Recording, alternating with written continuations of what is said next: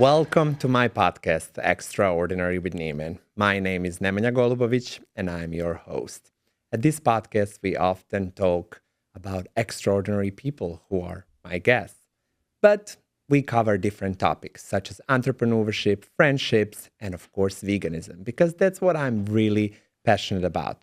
In one of the previous episodes, we also spoke about spirituality. And I made maybe a naive claim saying that spirituality without veganism doesn't make any sense. And it upset some people, but I'm not the expert. However, I decided to bring an expert to the studio today, so we're going to learn together much more about it.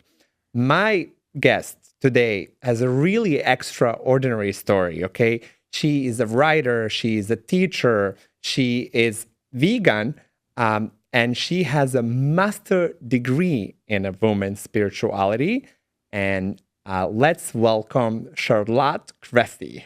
Did I pronounce that well? That's beautiful. Hi. Thank you, Neman. Welcome to the studio. Thank you for having me. I'm super excited to have this conversation with you because, as I said, like I'm not an expert on this topic, but I'm just a believer in an energy. Mm-hmm. And when I got familiar with your work and what you do, I was so impressed. And I want to immediately go years back and back because like what is so fascinating for me that like you've been vegan for almost 3 decades. And it really, you started exploring and questioning veganism at the age of 3. How did that happen? And like tell me a little bit more. How does then one 3 years old little girl start thinking about veganism? Thank you so much. Well, before I tell my story, I want to say that I actually think every child, everyone at some point on the way from childhood to adulthood, everyone asks that question. Mm-hmm. Everyone asks the question, we just don't remember it. So empathy is natural to everyone. Uh-huh. And so for me, it was because I had a white German Shepherd dog who was really treated like the firstborn daughter in our family. Uh-huh. Like she was just as important as me and my sisters. And my parents taught me to care about her and her needs.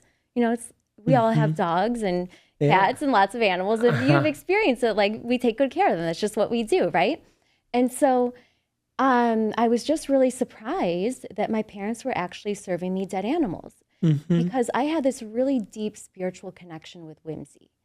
And we looked each other in the eye and we spoke what I call the language of love. Mm-hmm. And maybe you've experienced that with an animal or those listening. Oh, I talk with my dog all the time, like sometimes, and he can tell things to me too, which is like incredible. Yes. Like we're not verbalized with words, but like with his actions, like he often communicates his needs to me and like I can perfectly understand him.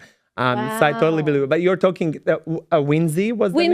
Whimsy. Was the name. Mm-hmm. So I have these memories of just looking her in the eye and I would just connect with her. And I felt that she had a soul. I just knew that. I always knew that. And then we had these toys and there's this round toy I remember that had all the animals in a circle. It's like the cow, the pig, the chicken. Like what does the cow say? You pull the sound, it says moo. You pull the string and the sound is moo. And then you pull the other one, says oink, oink, oink. And so I was like educated to get excited about animals, right? And like, which most kids do, right? That's the like, first thing we learn. The farmed animals. And then my parents, they tell the story because I don't remember. I was so young, right? But I just asked the question because I thought, okay, my parents are so loving. We're, whimsy's part of the family. We're kind. We, it just, my ideas about it now are obviously more advanced than it was back then, but it was just like, okay, there's a discrepancy. This doesn't match up, right? And so I was hoping and praying that maybe you don't kill the animal to get the food. So when I asked my parents, did a cow have to die for this? I actually was sincerely thinking maybe there's something where you take a piece of the animal because they served me, I think they say it was maybe a hamburger or something, which sounds like a really bad thing to feed a 3-year-old. But anyway, they said that I asked, did a cow have to die for me to eat this? And I told them I didn't want to anymore. And so that's really where it started. But did your family was honest with you? Did your mom and dad said yes? Yes. They said that. Okay. They were honest. Because I was never Always. explained as a kid Yeah. where food comes from. Like I didn't even question when learning about hamburger or a sausage or a ham. Like as a kid, I thought that really food comes from grocery store and not from animal. So like I never asked those questions till really later when like I was already a teenager, I guess, where I started understanding, but like also didn't understand the concept of us surviving without it, because like I literally thought that like we depend on it, which like just shows how little educated I was. And my family too, we are from Montenegro, which like it's closed-minded country like on a lot of aspects. And that it's one of them. Like we really believe that like human needs to eat meat to survive. Yeah. Well, the same thing here. The same thing here. I was pretty much forced to keep eating chickens and turkeys because my parents, my pediatrician, they literally thought I would basically die of malnutrition if I didn't eat animal products. So they allow you that moment to stop eating beef, cows, and pigs, right? Yes. But your family said, okay, we'll not serve you that again since you feel so connected, but you must eat. It wasn't so much like that. It wasn't that we won't serve that again. It was that when they served it, I just wouldn't eat it.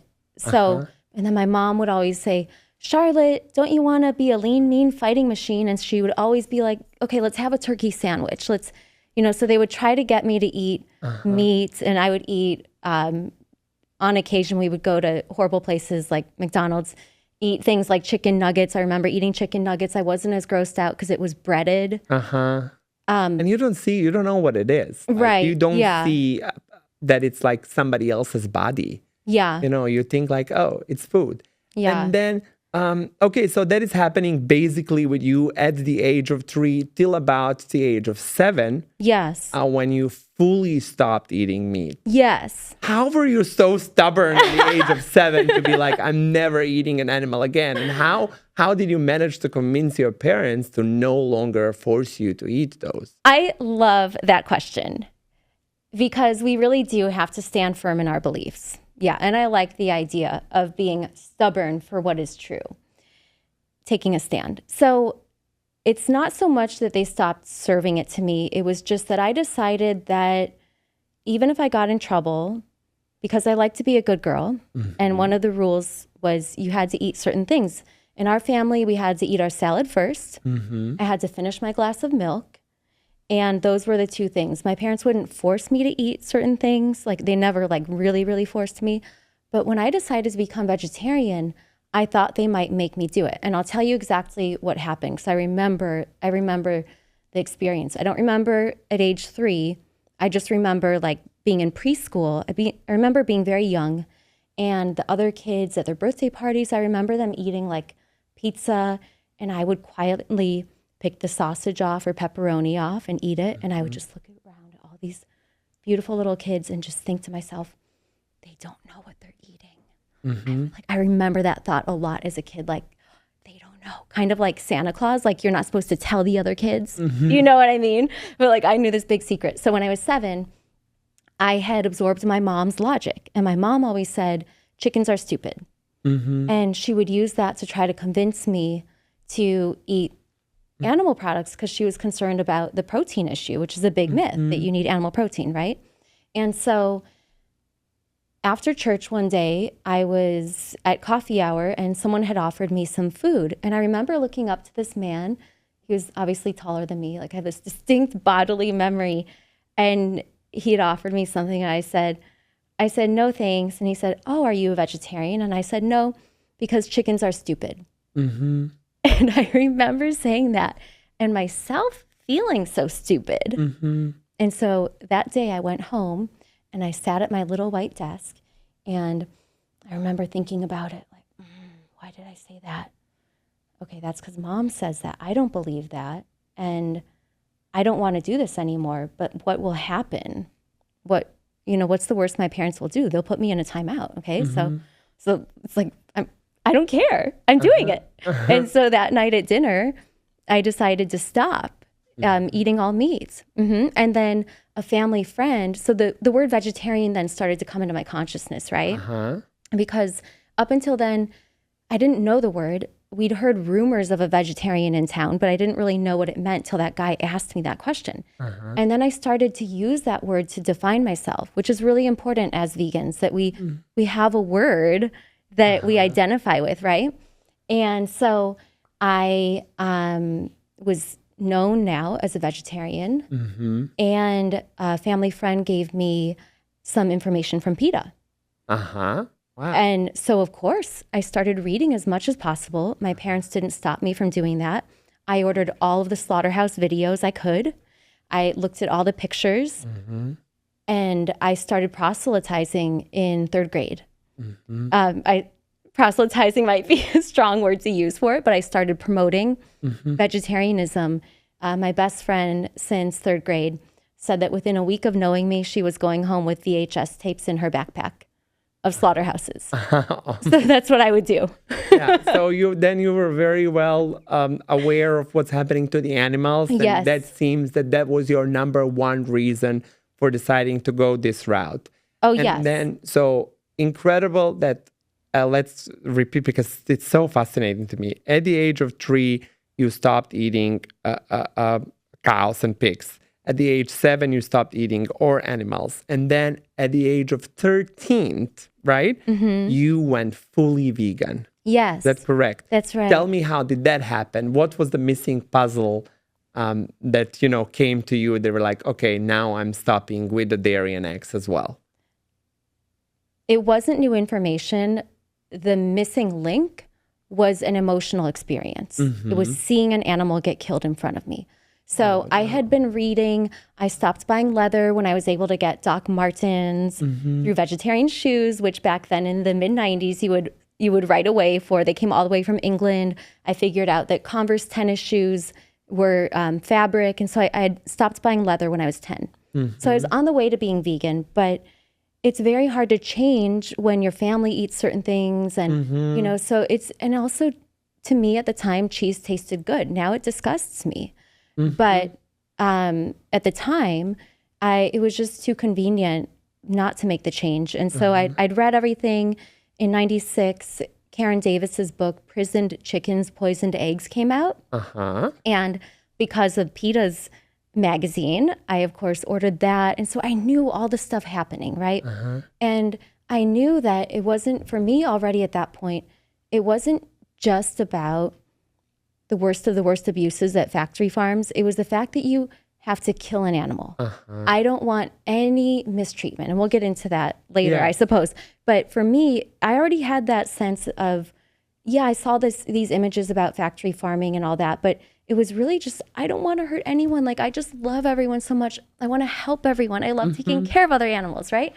And so I was actually in Kenya with my family, and we were spending time with the Samburu tribe. And the Samburu keep animals in a very in-your-face kind of way. So they have sheep, or not sheep, sorry. They have goats, and then they have some cows. They look different than the kind we have here. But they had the animals, and they would hit them with sticks. Here we have fences, and fences seem more benign, but either way, humans restrict mobility of animals, and that's a problem. But anyway, so we were spending time with them, and I would watch them hitting the animals to make them move, and it was just, I didn't like seeing that.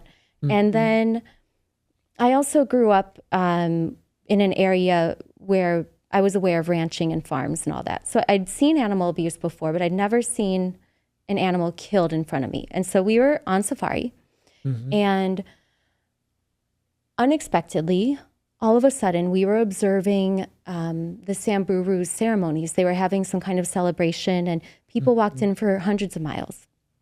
And all of a sudden, they took a goat out, and she was screaming. And these men were forcibly, they like flipped her on her side, and then one of them got down on his knee, put his knee into her chest to hold her down, and then someone else got out a knife.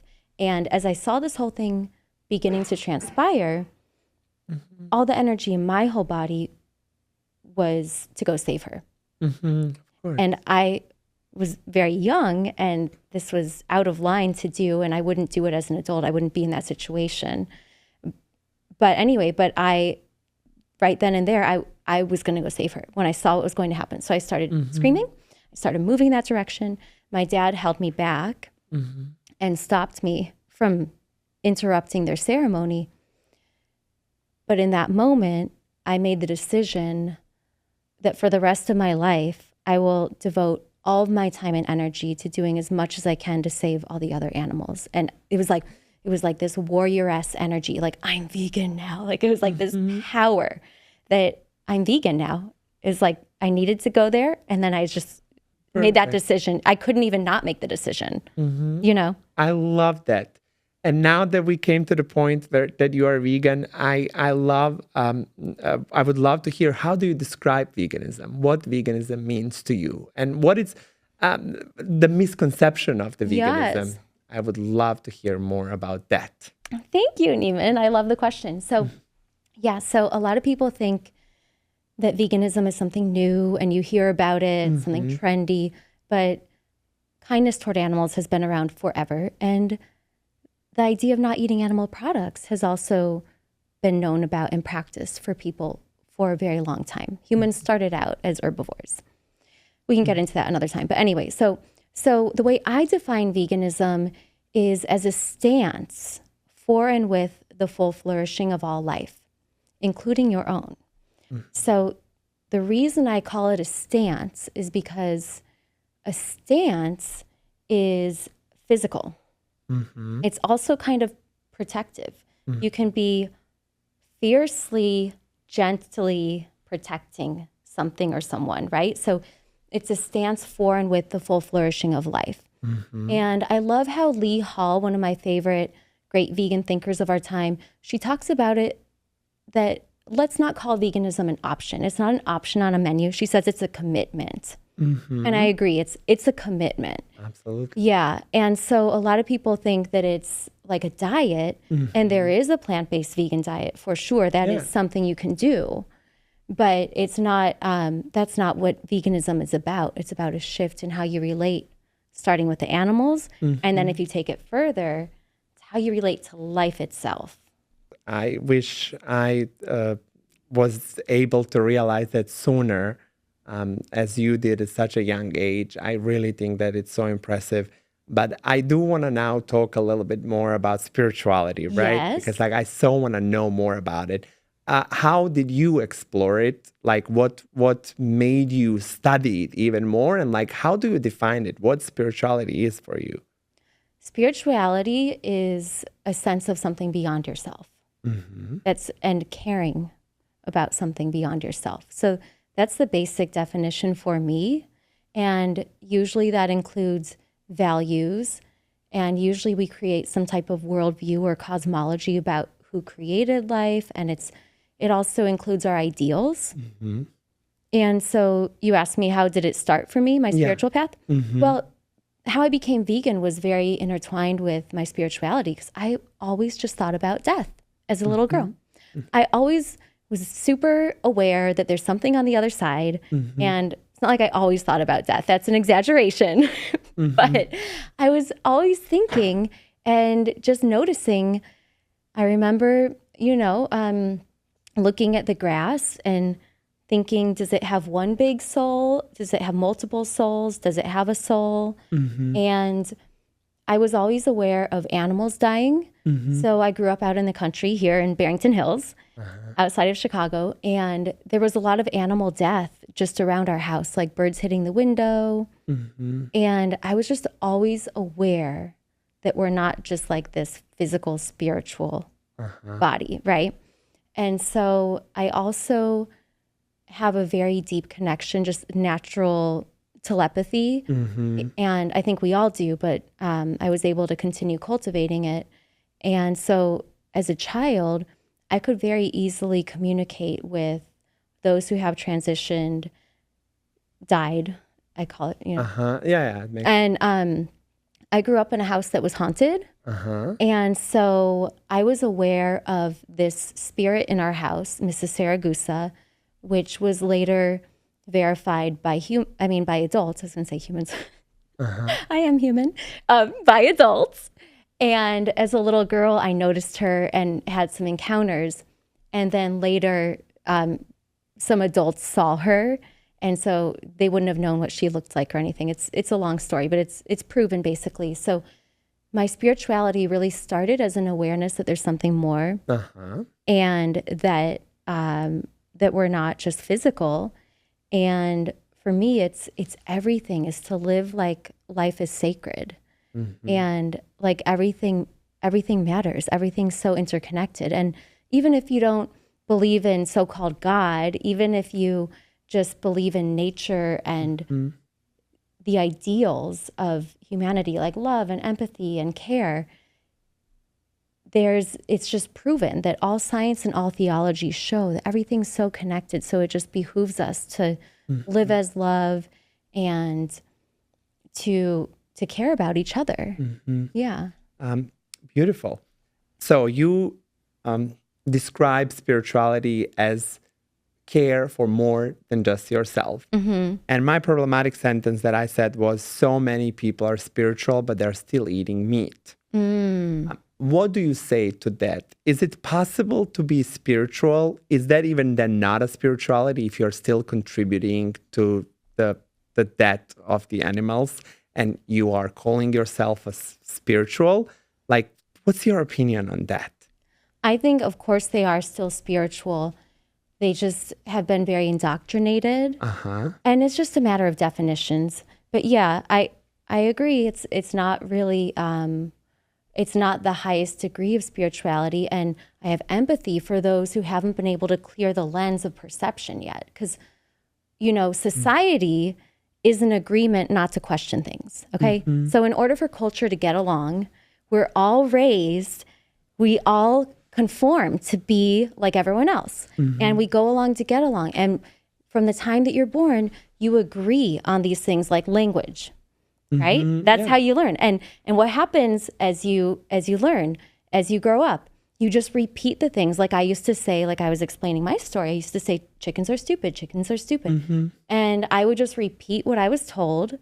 And so we are all in agreement not to question. So I think a lot of people aspiring to be spiritual, this is just one area that they have their blinders on and they haven't looked there, but it's not their fault. No shame, absolute love and invitation to them to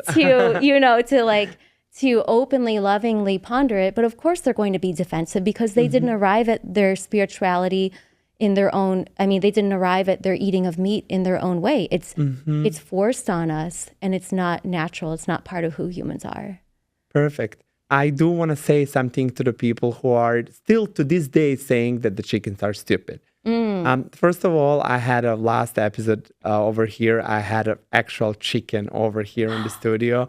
And it was really adorable. And chickens are the sweetest. And they really, you can see their soul and they all have individual personalities. But let's even say that they were to be stupid. Yes. Is that a reason for us to abuse them? Do we abuse humans who are stupid? Because they're out there, very stupid humans. They're also people who are maybe mentally not capable of resonating, of like thinking, well, does that mean we're supposed to abuse them? So for me, it's not enough of a reason that somebody is stupid to abuse them. So, right. So I just want to send them that message out there for everyone who is still claiming, we are smarter than the animals. So what? Yes. Like, the baby is not as smart as a pig is, because like pigs can actually be as intelligent as a baby that are 4-year-old. Right. They can learn the trick. They can do the solving math problems and things like that. So like, how can you then claim that just because they're stupid that they deserve what we are doing to them? So first, it's not true that they are that stupid, but even if they were, it's not a reason for us to do an awful things that we do. And I do want to talk about it with you because in one of your videos, I saw you using this use-abuse term. I want you to explain to me, what does that mean? Why you say it that way? Yes. And what? Go ahead. I would love that. Before I go into it, I would love to just respond a little bit to what you said about animal intelligence. And so, there's this great quote that it's not whether they can speak or whether they can read, but can they suffer? Can they suffer? And for me, it's existence. If you exist and you can suffer, I don't want to hurt you. And so when people say, oh, they're stupid, they are just engaged in what I call disembodied logic. So disembodied logic is a term that I coined to describe how we remove ourselves from the body, right? Because our body is naturally empathetic. We care about each other. Humans actually evolved because of our incredible empathy, more than the violence and, this idea of survival of the meanest, survival of the fittest, this idea that we had to fight, all that. That's not true. If you actually look at the theory of evolution, it was actually our ability to cooperate. That's why we've adapted. So we have highly relational body temples, right? So your body, you see someone suffering, you feel it. So everyone, when they become aware of the suffering of animals, they have to cut themselves off from that feeling to continue to participate in a society. So it's what I call disembodied logic. So how do we continue to live in a world that is inflicting all this violence, not just toward animals, but there's a lot of really violent mindsets, right? And so it's disembodied logic. We're making justifications and rationalizations in our heads, and we keep repeating it. So repetition is the first law of learning. So we teach each other, we teach ourselves, we teach people to, every time they eat, they're numbing themselves out, numbing their whole body, their intelligence. And that's why they can say something like chickens are stupid, is because they're just numbed out. So that's that. Yeah. Okay. I don't want to forget about this because we will go to the use abuse term, but I do want to mention this because now you inspired me to think about that. And I also spoke about it is when consuming meat too. Yeah. And I also think that should be a big part of spirituality. That's how I see it. Those animals are going through a lot. And as you mentioned, that goat screamed for its life before the goat is about to be killed. Right. So that just proves how much they want to live, their desire to live, to fight to death. No animal wants to die. And that fear, I always say, as it in humans, if somebody dies from fear, that fear gets trapped in our bodies.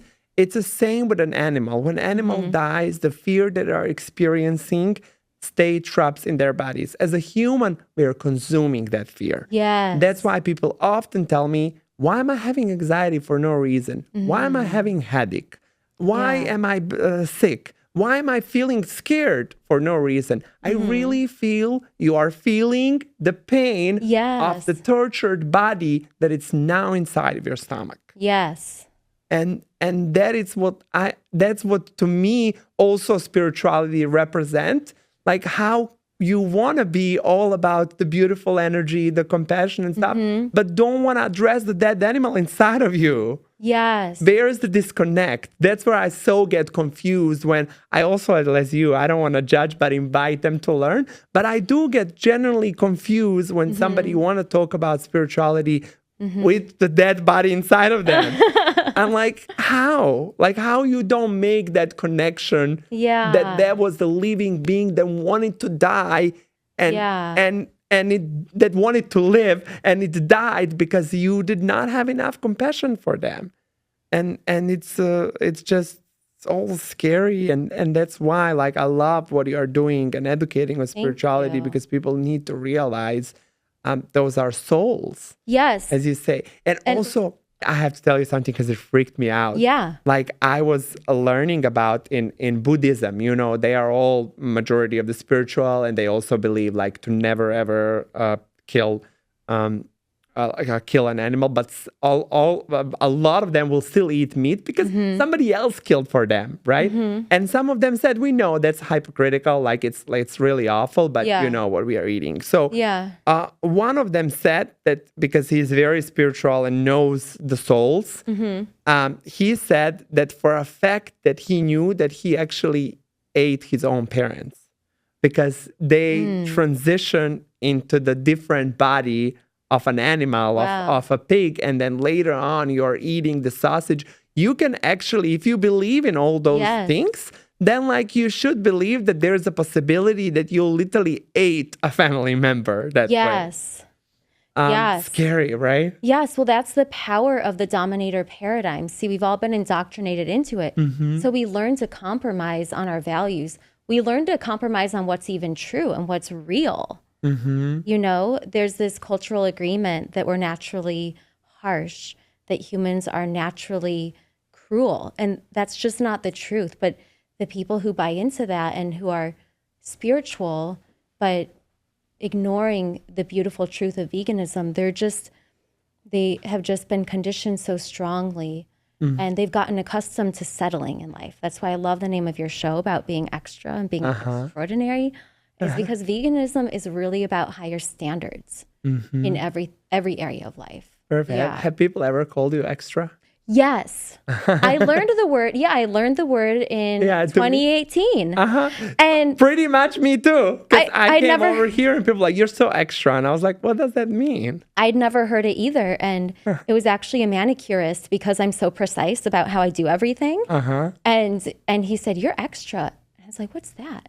And he told me. And I was like, yes, I am. I am. Thank you. Because like when first, like I got familiar with it, I was a little bothered by it first. I was like, why you're like calling my existence extra? But now I'm all about it. You know, if they tell you I'm too much. I've heard so many times, oh, you're too much. Yes. And I'm like, now go find less. That's why, yes.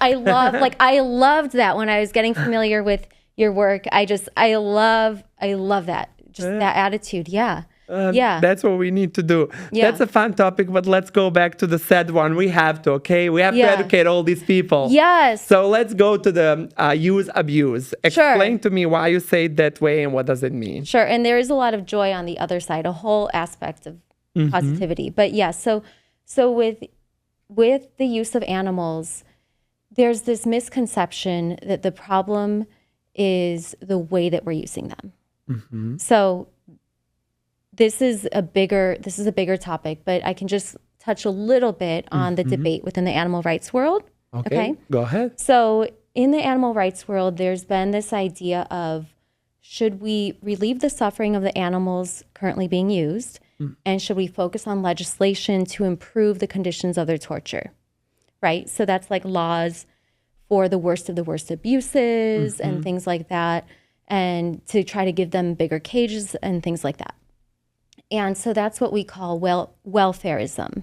And then there's the abolitionists. There's people who we want total abolition for animals. All use is abuse. We don't want to use animals at all. Yeah. The truth is that vegans, welfarists, or abolitionists alike, those are kind of misnomers, because we all have the same goal.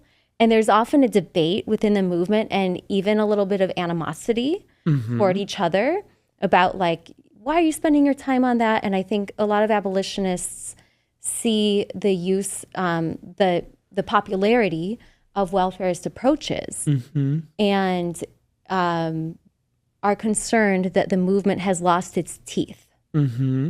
That if we're promoting bigger cages, then we're promoting animals being in cages, right? So how I came to this was because for me, my veganism was always about freeing the animals. And when I learned about the fact that to get dairy or eggs from an animal, that you have to keep her, that was a big aha moment. Oh yeah, you have to keep them against their will, right? And you have to kill them. So a lot of us who get into veganism were shocked by the worst, like the factory farming, right? Because the conditions are so egregious that everyone can agree factory farming's wrong, right? Everyone agrees factory farming is wrong. Yeah. I mean, any meat eater, whatever, right? Yes. So you can get everyone to agree with you there. But the harder sell is to say to keep an animal at all is abuse. And the way that you can judge whether something's right or wrong when it comes to an animal is ask yourself, is this okay to do to a person? So if I told you, let's say that you have a sister, and I said, I'm going to keep her in my house, and don't worry, she likes guitar. We're going to have a guitar for her. She loves roses. She's going to have everything she wants, but she's going to stay here, and she can't leave, right? And she's going to have, that's like what a lot of people talk about when it comes to keeping animals. We're going to have their needs met. Well, she would not be free. So that wouldn't be the right thing to do, right? Yeah. And it's the same thing with using animals is in order to use them at all, whether keeping them as pets or using them for their skins or eating them, there's always splitting up of families. Splitting up of families is abusive. Controlling someone's mobility is abusive. Not allowing someone to live their own life on their own terms is abuse. And so I use the term use abuse or use abuse to emphasize that all animal use is abuse. And I do want to say for anyone listening who's upset about what I said about pets, that I see rescued animals as part of the path to eventual freedom. That right now we have rescued animals because a lot of people, it's their only experience with an animal, to learn about how smart they are and to learn about how we care about animals. But pretty soon, in a few generations, we won't be keeping pets and it will be completely consensual relationships. Yes. Listen, my dog can leave anytime, but he will not do it. Okay. Like we never created him. Yes. Like never enclosed, never closed even inside of the room. I can open the door. I will guarantee you in my life, he's not going to leave unless I do.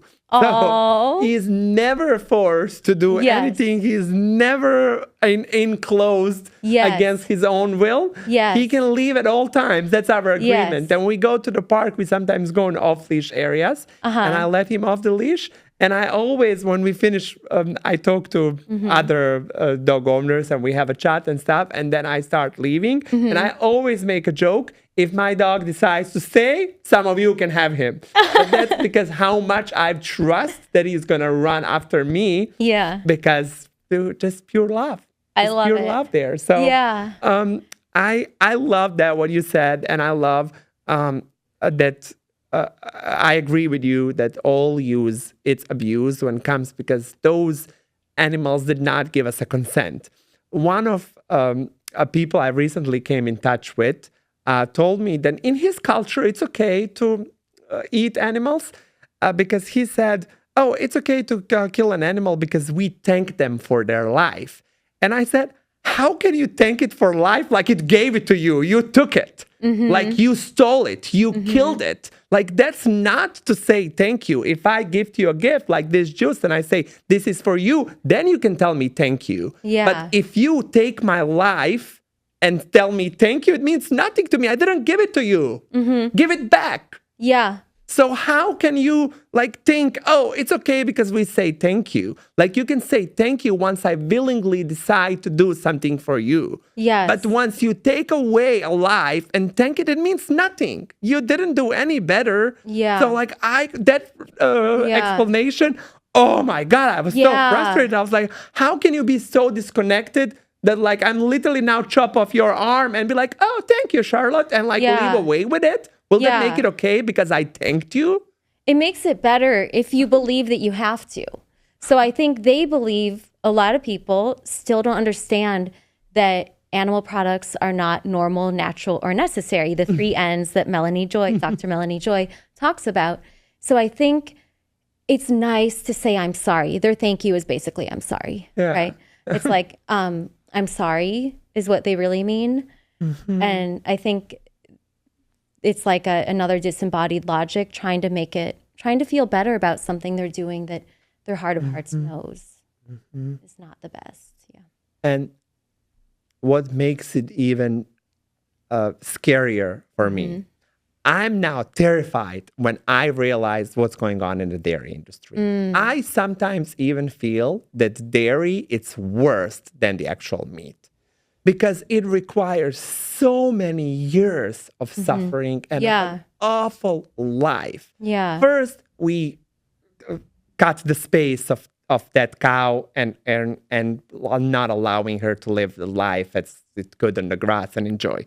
Second, we basically artificially inseminate the cow against her will, which people call rape, which it is. It should be called that way. Yeah. Then after cows are pregnant for 9 months, same as the woman is. Yeah. After 9 months of the pregnancy, delivers a baby. Cows are wonderful mothers. They love their babies same as a mother loves their human child. But that baby gets taken away. It gets killed. It becomes a wheel, and then the milk that it's meant for the baby calf goes to the humans. Not only that it's wrong for our bodies because that milk contains a substance that calf grows into a cow. We give that to a human, but also the cow is grieving. It's sad, like it's grieving the loss of their loving child, and hormones go into their milk. So not only that we are drinking milk from the wrong species, but it's also affected with so many hormones from that cow. So we're realizing all of that. I really think dairy is worse than the meat industry itself. It's an endless torture. And then when that is all over, you know what? Next year, another calf. Yes. That's why a lot of vegans say if you care about animals and you're thinking of going vegan, just start with the dairy, even before you start with the meat. But for me, it's all animal use is actually HE double hockey sticks. It's actually can I swear? We've created hell. We have this what you were just describing, that is actually hell. Yeah. That's hell. That is hell. But that's why I created the vegan paradigm shift, is because we also have the possibility of heaven on earth. And that's why I developed what I developed, is because the incredible suffering of what's happening to the animals. And then for those of us who are aware of it, it's like, what do we do? And how do we bring more into this movement? Well, we need something more compelling than the death and the destruction. We need this evolutionary ideal of who humans really are. And so, yeah, I'm really here to catalyze a larger movement of heaven on earth. Well, now you mentioned you created something in order to help. Tell us what it is and what does it do? Yeah, thank you. So part of that whole debate I was describing in the animal rights movement of abolition versus welfare is what prompted me to create the vegan paradigm shift, is because I was involved growing up as a teenager. I learned about things through PETA. And then in my early 20s, I moved to Orange County and got involved in the animal rights movement. And I just kind of was like looking around, surveying, okay, they're doing this, they're doing that, they're doing this. Like, what's going on in the animal rights world? What is being done?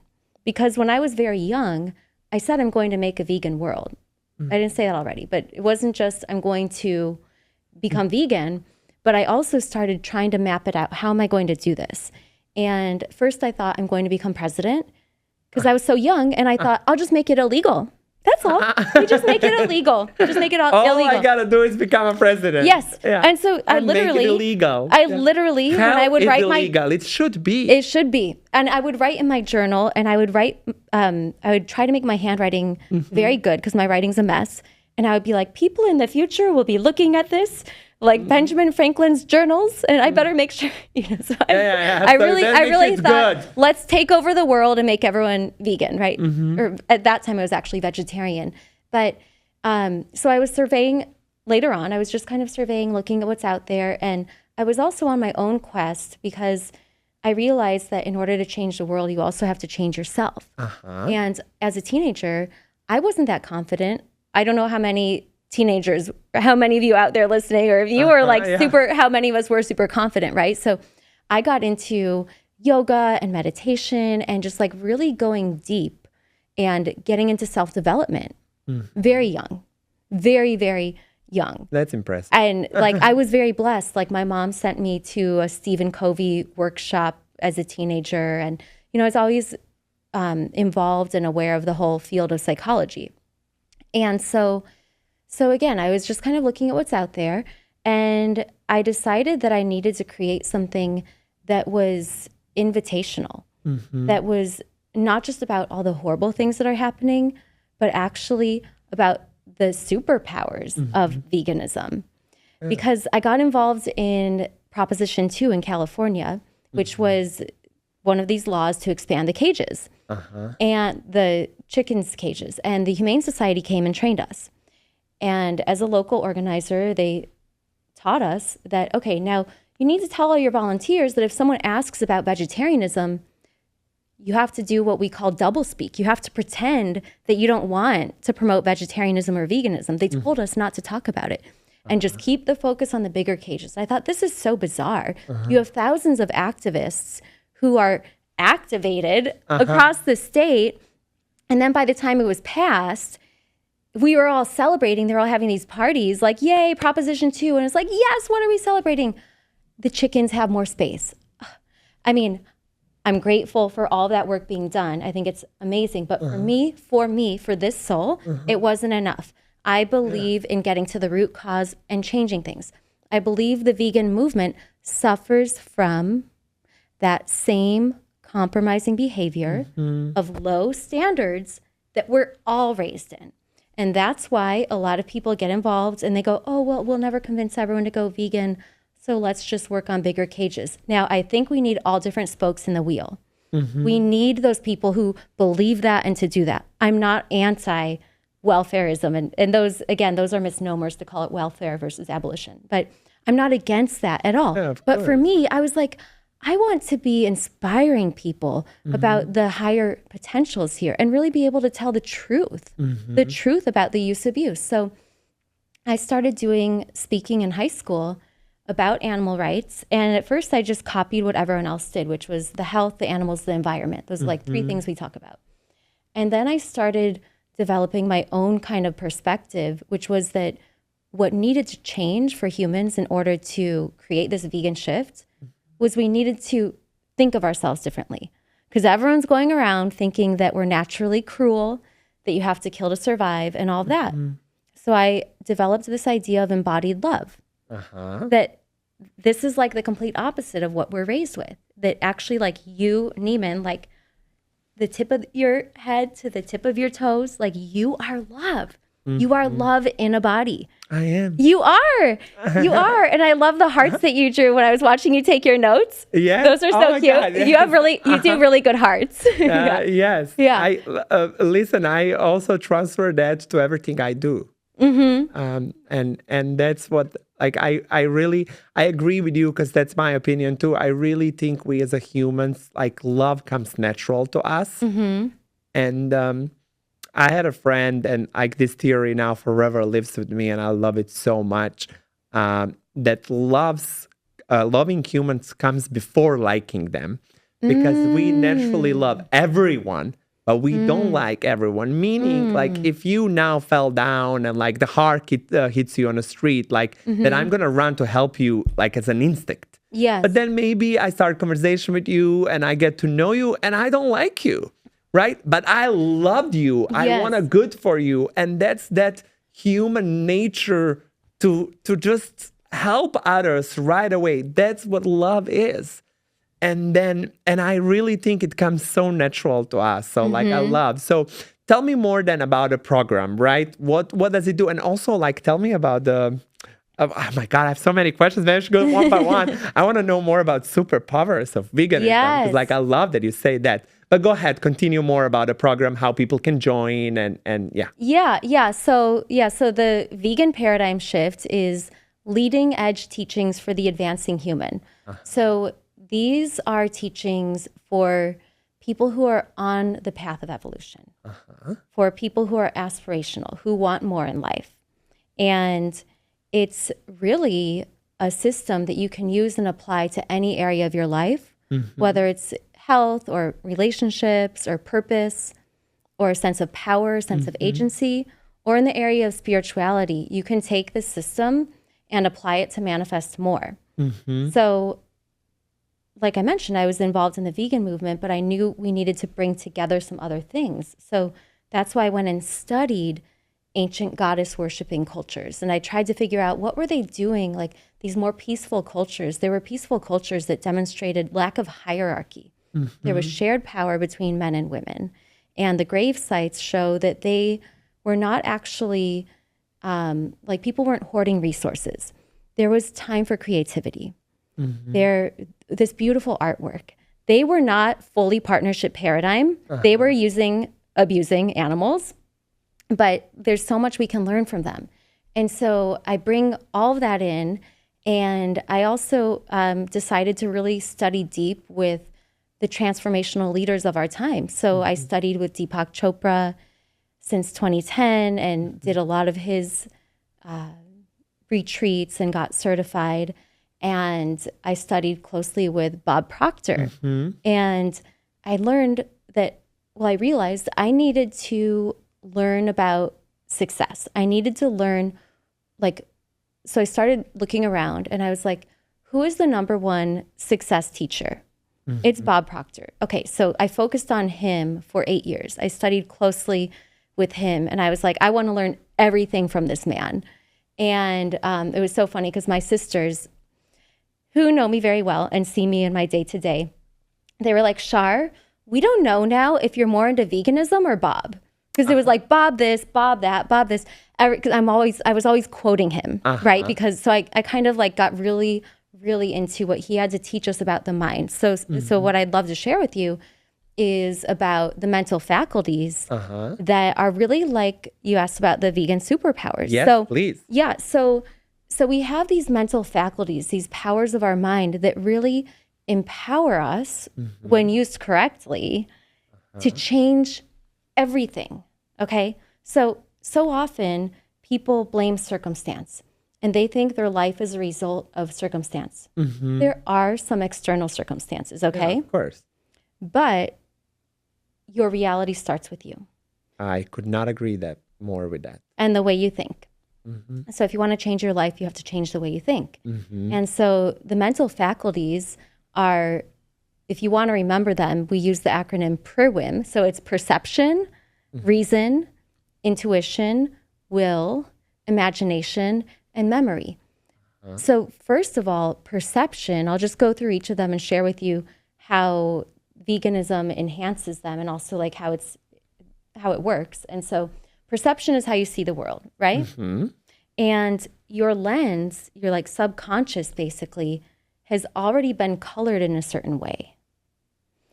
And the habits you engage in are part of that. Like we talked about, every time you eat, you are actually telling yourself, I'm not good enough. You're not aware of that, but if you're, depends on what you eat. If you're eating animals, you are eating this idea that the animals don't deserve to live because we made a judgment about them. The truth is, you are worthy because you exist. But every time that you eat, you're dimming your ability to see possibilities for yourself. So your perception is completely clouded. It's like there's this film over your potential. So there might be this great opportunity out here. You can't even see it. Because studies actually show that literally you and I can look at the same exact thing and we'll see different things. Different things, absolutely. Different things. Absolutely. And so when I tell people, oh, I'm here to create heaven on earth, they're like, how are you going to do that? A lot of pushing down, you can't do that. Or I'm here to create a vegan world. It's like, no, I see it, so I'm going to do it, And so perception is the first one. And then reason. So critical thinking, any great thinker is going to consider animal rights. It's just obvious. There is no good reason not to be vegan. There's no one good reason. So anyone who wants to develop the skill of reasoning and using their rationalization in a good way, it's really important that you have clarity and you can really actually use your critical thinking skill, because critical thinking is always about looking at the assumption, what's underneath this, what's underneath that, what's underneath this. Most people don't realize they have a lot of clutter at the base of their critical thinking, just starting with how they define themselves. So perception, reason, intuition. Our intuition is so much more powerful when we are on the vegan path. And it's something that you can learn to cultivate. Your will, your ability to give yourself a direction and follow it, it's something that you can really learn and develop. And I think a lot of the time as vegans, that becomes a skill set of ours, right? Because you're every day on a daily basis, everyone around you is like, why don't you try this? Trying to convince you to do something you don't want to, right? And the whole world is always conspiring to get you to do things differently than you know you should. So it's something you keep coming back to and building, and that empowers your success the more that you learn to use your own will. And then your imagination. I'm realizing so much now. Yeah. I'm applying to my own life. I cannot believe this. Yeah. Go ahead. I'll tell you. Go ahead. Okay, please. Yeah, I look forward to it. So your imagination is everything. I think Einstein said imagination is the coming attraction. And, you know, there's other quotes attributed to him as well about the fact that our culture has overvalued the rational mind over imagination. But creativity is what changes the world. We dream up possibilities, right? It's our imagination that really changes things. And so allowing your imagination to fly and to go here and go there, that's why we really need open time and space to just be and be more instead of always doing. And that's part of the teachings as well. And the final one of memory. It's interesting you said that it wasn't until you were a teenager that you actually remember thinking about animals being killed. Correct. So we don't remember everything that we think, right? And memory is our ability to piece things together. And so participating in the abuse of animals is a real dismemberment of oneself and of one's consciousness. It's like cutting ourselves into pieces, eating the animals in a dismembered way. And if you think about someone eating like a drumstick, they're not thinking, this used to be someone's leg, like someone used to walk on this, right? So that used to be someone's body part. And then they're usually eating it in a dismembered way, not focused, not like in their body. And they're eating some body part of someone that used to walk around. So there's all these disconnections, disconnected from their own empathy. And all of this sense of dismemberment actually impairs our memory too. Your memory is your ability to make connections, and it depends upon your presence. The more present you are, the better you remember things. But even our ability to use our superpower of our memory is very much dimmed down because we're all operating in this fog of eating animals and ignoring, not wanting to look at deeper truths. So it requires a numbing out and really a limitation of human possibilities. But you can learn how to use them. Yeah. That is wonderful. I just love every single thing that you said. And when you call them superpowers, in my mind, like I was thinking like, oh, what I'm going to hear. But this is all it makes a lot of sense. And I can apply so many things, what you said, through my own life. And I love, you mentioned also the circumstances, and like it begins with you, because like I was born in another part of the world. And if I stayed there, like, you know, I wouldn't be sitting now here with you today. And who knows what I've been doing. So I took control in my own hands, right? And across the ocean came over here. But honestly, my life starts becoming really good is after I've turned vegan. Because like I really felt like I'm a believer in that beautiful energy. And I really think when you eliminate that from inside of you, the beautiful more energy follows you. And I felt like whatever I touched, it blossomed, like the flower happened, you know? So, and that happens on every aspect in my life. And also, like that willpower that you were talking about, of like I took better control of my life after that. The things before that I couldn't say no to. And I say now we live in a world where everyone wants to make us do something that we don't want to. Yes. Before I was not very strong-willed to say no to things, right? Yes. Because like I don't want to say like I was never like an alcohol drinker that like I've used alcohol or something like that. No, but like I didn't have strong enough willpower to say no. I don't want even a single drop. I don't want even a single glass. Yes. And now I can do that. Like same with the coffee. Like I was literally addicted to the coffee. Like it really opened, like it gave me that strong will that I'm in control of my actions and of my life. And I was like, now I really live any addiction free, like not even addicted to the coffee, to the sugar, to nothing. Like I can literally be without anything, and I love it. And that's the power I did not have before. Wow. Like and now it's been years for me without single drop of alcohol, like with so long now without coffee, any sort of coffee and energy drinks, nothing. So it's something I took in my own hands, and I'm so happy about it. And as you were speaking of it, I was realizing these old things were happening to me after I went vegan.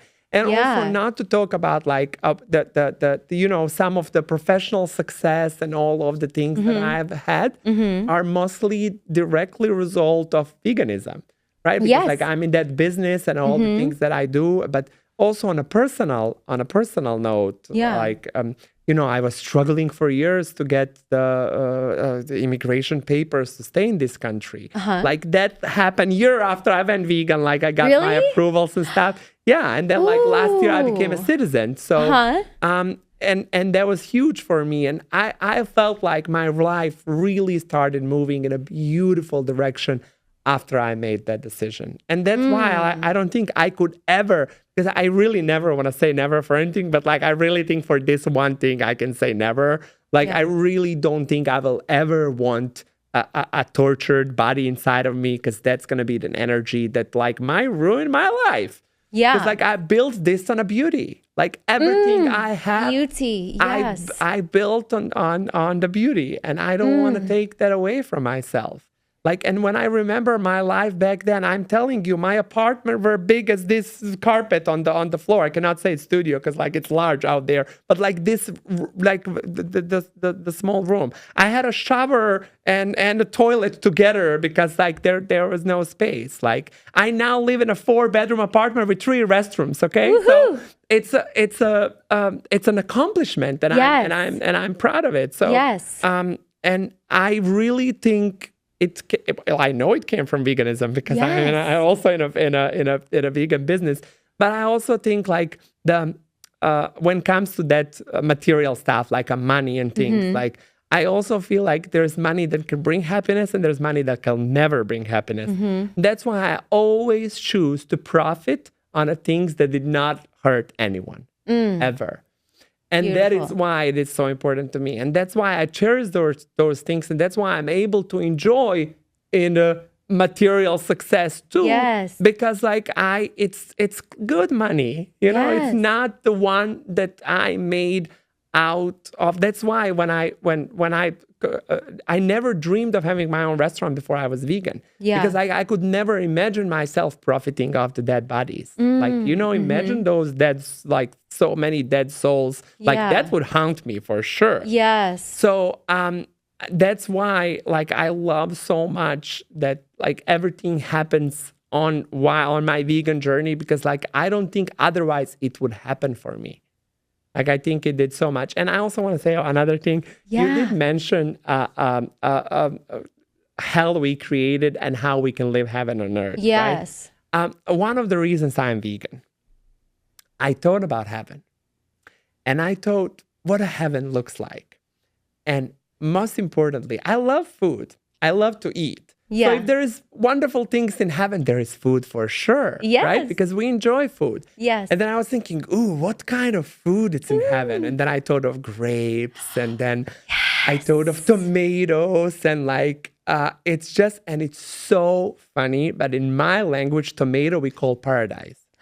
Ooh, we really do. I love that. I was thinking about like, what are they eating in heaven? And I realized heaven must be vegan, because there is no blood in heaven. There's no screams and pain and torture. So I was like, heaven is vegan for sure. Yes. And every person who wants to think about it will come to the same conclusion. They cannot convince me that there is that goat being killed in heaven, because that's hell. Yeah. So, and I was thinking, why would I wait to go to heaven to live in heaven? Let me live the heaven now. And that's one of the reasons I'm vegan. I want to live heaven on earth. Me too. That's so beautiful. And we are. Yes, we are. And you're just such a great case study for everything that I've created with how veganism up-levels every aspect of your life. And for me, it really did it. Yes. Like I cannot, this is not, as I was earlier talking with a lawyer And my lawyer was so careful about the things to say. And then I finished, and then I was chatting with my employee, and we were laughing. And I was like, oh my God, I was like, this was one of these lawyers that will tell you, like, I wish you, but in no way guarantee you a happy new year. You know, it's like, so it made me laugh so much. And now that I'm saying, like, I in no way guarantee you a more beautiful life with veganism. So, like, don't take it as a legal advice from me. But I really think it empowers us. I really think it gives us more beautiful lives. For me, it really did. It changed my life completely. I could never, ever dream of the things that I'm living now that could be my life. And I really think I wouldn't be there without veganism. So it absolutely did. But how can we invite people to join your program? Like, would you be so kind to maybe offer a discount for our listeners? Absolutely. Yes. Yeah. Maybe then we can add in description of the video. Everyone who is listening or watching this, make sure to check the description of the video. We can add discount for the for your program. And I do want to also talk about you mentioned relationships, right? Yeah. So tell me about that. Like, how do you connect that, like the spirituality, the veganism, the better relationship? Like, what do you do on that aspect? Yeah, well, so relationships, everything is relatedness, right? So often when we say, what about relationships? People think we're talking about romantic relationships, right? So I think that's where you want to go with this. Sure, but I don't want to limit it. If you want to say something else, go ahead. Yeah. But a lot of people are interested in the romantic relationship one, so we should maybe talk about that too. Yes. Yeah. Well, it's interesting because there's this paradox in the way that I see the world, in that we're working toward parity, right? So in the old way of doing things, in the Dominator Paradigm, you always have to have one above the other. There's always inferior, superior. And that's why the old way is that animals are below and humans are above. And then other groups of people were othered, like these people are below, these people are above. And violence and oppression is perpetuated through that, right? So we have to shift into an awareness that there's enough for everyone. And we have to shift how we define power. That it's not power over, it's power with, right? So it's about power with. And it's that there's this quote that a rising tide lifts all boats. So if I'm doing better, you're doing better. And so first we have to shift to have better relationships in general, the way we relate to each other, to our own thoughts, to our bodies. We have to realize that there's enough for everyone. And know that just because I have more doesn't mean others have less. And so there's plenty. The beautiful earth provides plenty for everyone. So first we shift our sense of power. But the interesting thing about how power works is that in romantic relationships, there will always be one who's more chasing the other. So I do believe men and women are different. So in male-female relationships, it's different, right? And so not to say that everyone should date this way, but what I discovered is that I wanted a traditional man with traditional values, and that even though feminism has done a lot of good for us, and women have a lot of rights now, it didn't change who people are. And so a lot of people say, oh, it's anti-feminist to want a man to pay on a date.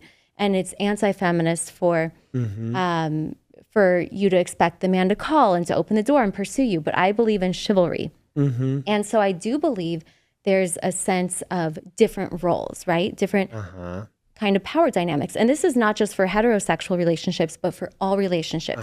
And even in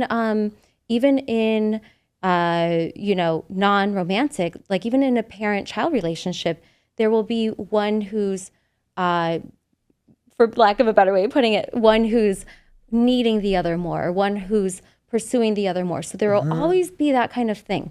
And so as a woman, I learned that it's best when you have your own life and you're busy with your own life, but it's not playing hard to get. It's actually being hard to get. This is just the truth of human relationships. You want what you can't have. And so if you want someone to chase you, get obsessed with your own life. don't get obsessed with them. And see, I got really interested in this because as women, we're conditioned to think that we have to be married and we, to almost like be needy for a man. And there's a lot of bad advice in the 90s and early 2000s when I was growing up for women that, a lot of pushing us to be part of this hookup culture. And now we're seeing a backlash of a lot of women realizing, no, I want to have my boundaries. I don't want to just like jump into things, and I want emotional intimacy before the physical.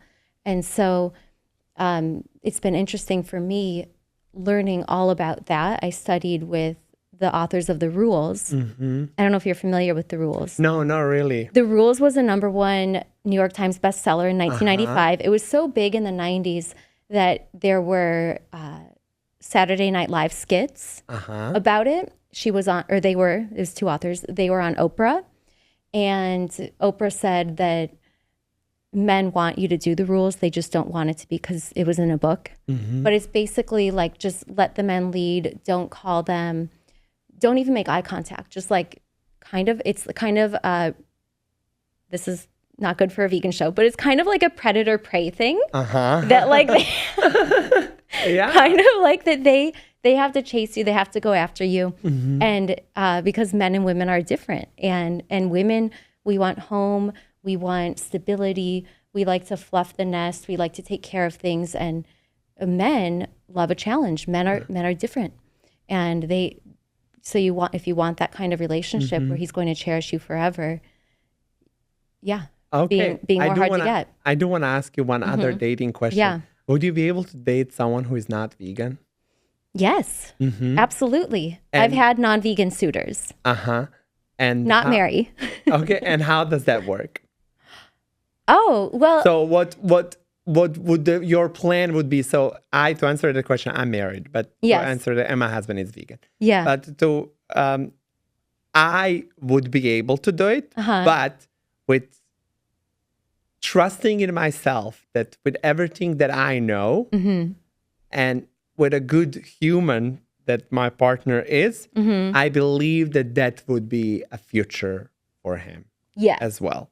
So as actually turned out to be, like my husband, I don't want to say vegan because of me, but like I helped realize everything that is going on, because he was vegetarian for the longest, but like needed that little push on quitting, especially dairy, because like he loves cheese. And I'm like, well, Kyle loves her baby much more than you love cheese. And Kyle loves their life much more than you love the cheese. So he needed that. So that would kind of be my tactic entering into the relationship. Like I wouldn't dismiss a person immediately and be like, oh no, I'm not dating you because you're a non-vegan. But I would have a very clear goal of like, I will provide you with all information that I have. And then eventually, if they decide not to, after everything I give you, I think then I would have a problem.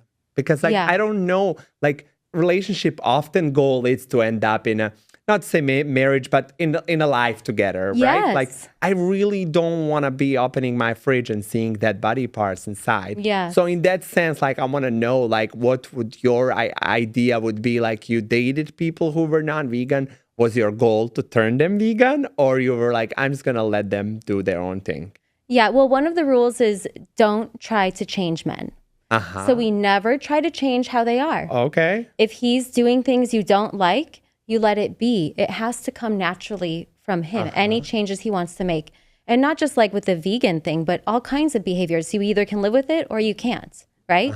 And so...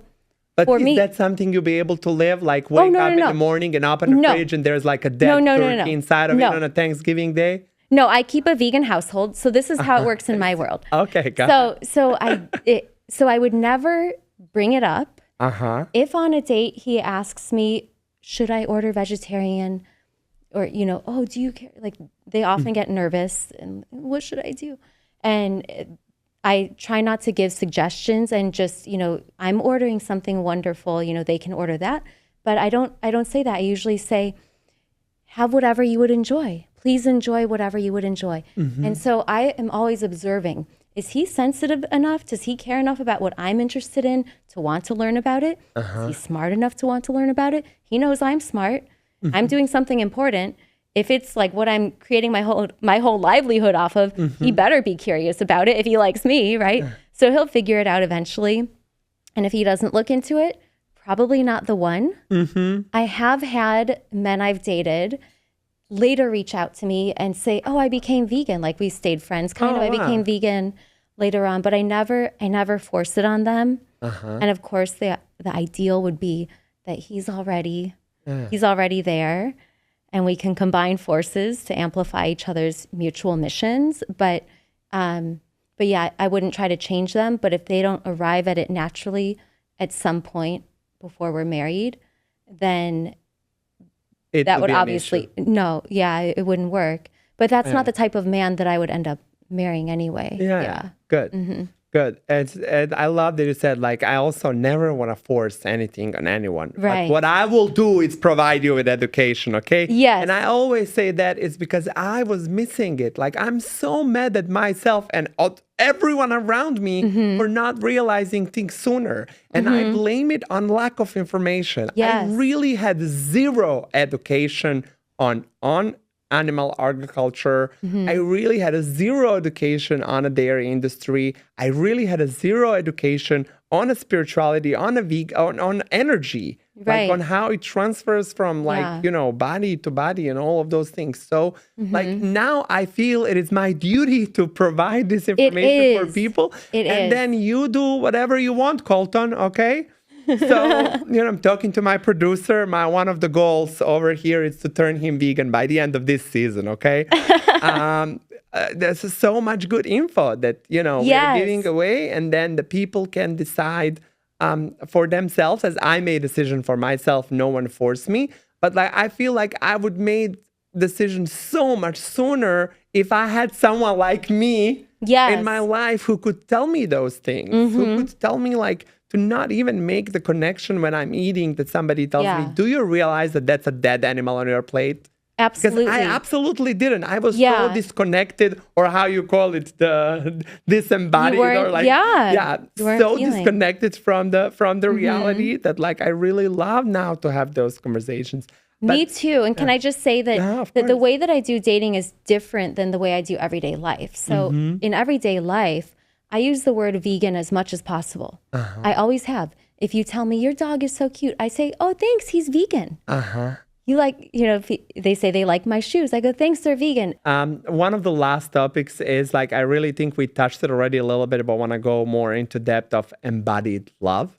Yes. Okay, so embodied love and what humans really are. And tell me more about that. Thank you for asking. It's so important because your self-definition, your self-image, how you see yourself, not like my self-image, like body image, not just how you see yourself in the mirror, but how you see yourself is really like a thermostat. It's like a thermostat on your potential.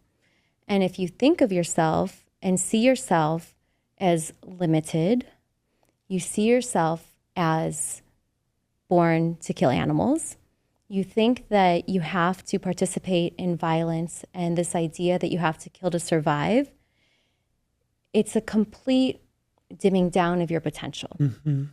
And so what most people don't realize is that they're operating on a self-definition of limitation.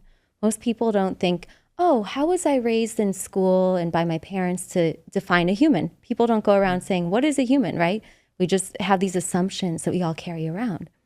So when we intentionally choose to say, I am love embodied, and to understand that that is the operative principle in your body, on the planet, that is how life works. Love is the royal law. It is the highest master law. And love is how the world really operates. And that's how your cells get along. They're always talking to each other, always wanting to work together. And that's how your soul, that's how your mind, body, soul works. It wants to run on love. We all together, we some part of us, for everyone, no matter apparent differences or apparent divisions, there's always a deeper desire to actually be getting along. And so when you start to shift how you see yourself, it's like you change that thermostat. It's like a whole new, or you just kind of take the lid off your potential, really. Because a lot of us have what I call the inner glass ceiling of meat eating. It's like this dimming down.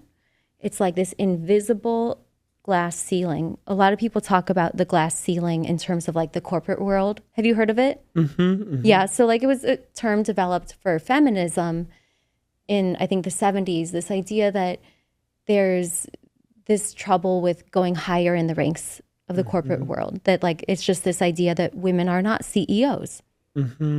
And so what feminists helped illuminate about potential was that it's not just the idea of the glass ceiling, was that it's not just that I'm not good enough, it's that there's this external barrier. Like there's this, it's external, but no one sees it. It's like this mutual agreement that a woman shouldn't rise to the top, right? And we all have that as humans. Even once you become vegan, you're always going to be working against that inner glass ceiling.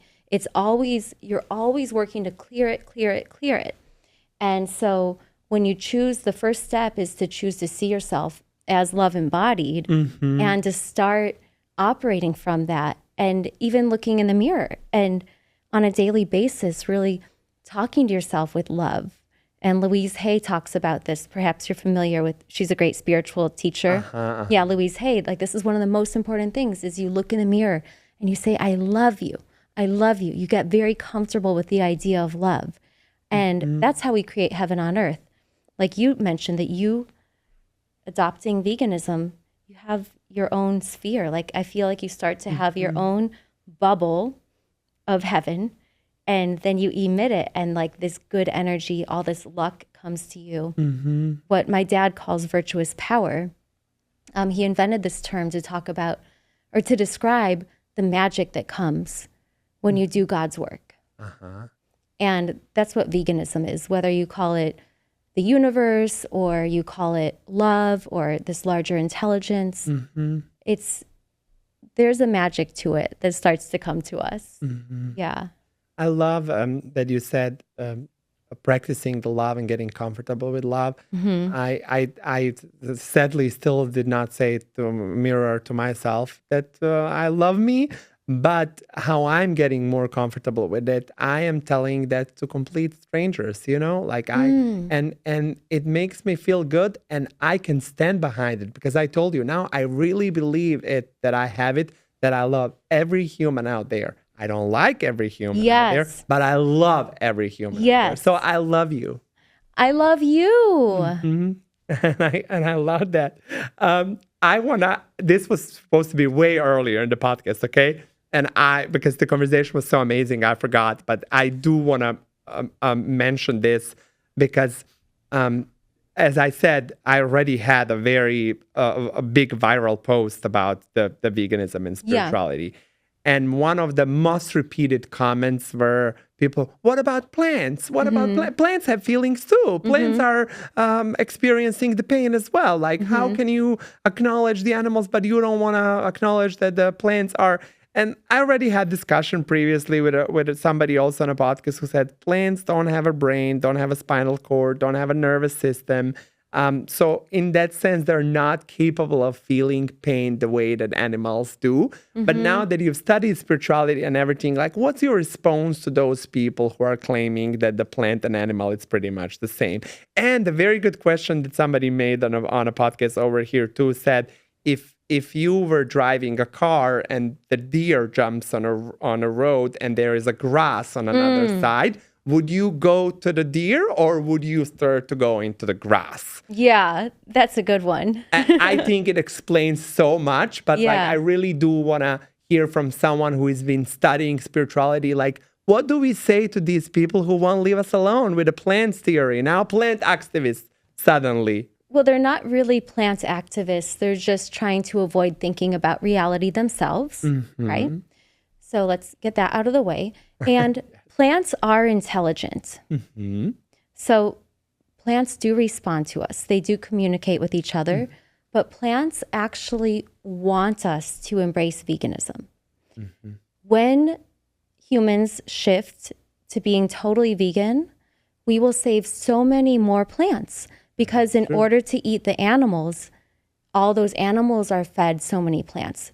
So the number of plants being killed is going to be significantly reduced as the number of animals being eaten as animals are eating animals is eliminated. Okay. Yeah. So the number of plants being killed will be reduced significantly as we eliminate the practice of eating animals. Feeding 80 billion farmed animals every year that we feed. Yes. And also, oh my God, imagine how much of an environment that would help. Yes, and this is the other thrive. Yes, so there's another message from the plants. The plants not only want us to go there so fewer are killed, but they actually want more space to breathe and to rewild, because we can reforest hundreds of millions of acres by adopting veganism. And it's not we are. This is where we're headed, okay? It's just the deal. Yeah. It's just the deal. But the plants are very eager. So the animals are eager to guide us in this direction, but the plants are actually very eager to take us there too. They're going to be bringing, more of their native plants and more of the beauty that we see in the forest, all the variety instead of the monocropping and things like that. So the plants are excited for the vegan evolution too. Okay, great. Love to hear that. Yeah. Love to hear. So veganism benefits everybody. Benefits the plants, benefits the animals, benefits the environment, benefits the humans. And I love what you said. There is no one single good reason for someone not to be vegan. Yes. And let's leave it with that. But I do want to ask you if there is anything that I didn't ask you that you would love to say. We covered so much, didn't we? We did. I would say just remember that you are a force of nature. Remember that you are a force of nature. Oh, that's beautiful. Yeah. Listen, thank you so much for this today. It was so incredible. Like I've learned so much. I get inspired. I get inspired to do now a lot and like maybe manifest even more. Because we'll believe that I do have my vegan superpowers now. Okay. You do. Yeah. So thank you so much. Yes. Wish all the best for the program. Like I'm going to be checking it out and I hope that some of our listeners are. So. Yes. Thank you sincerely. What an incredible episode. I really hope you enjoyed as much as I did. I hope that you are leaving inspired as well to live your life to the fullest potential, because you see, we didn't even know what our potential was and we don't want to limit it with that thermostat that we talked about, but want a limitless potential for all of us. And if you go on that road and people call you extra or too much, you will remember to tell them to go and find less. I love you.